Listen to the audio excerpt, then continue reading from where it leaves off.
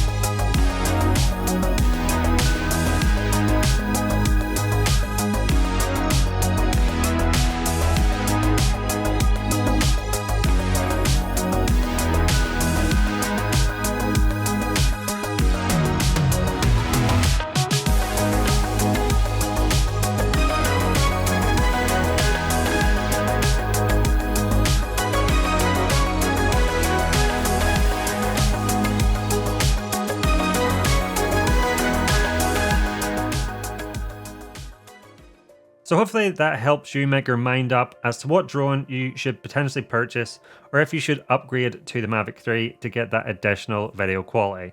Let me know the differences between the two pieces of footage between the Mini 2 and the Mavic 3 you've seen in the video down in the comments below. And before you go, please make sure to hit that like, subscribe and notification bell so you don't miss any of my upcoming tips and tricks and tutorials video to level up your drone game.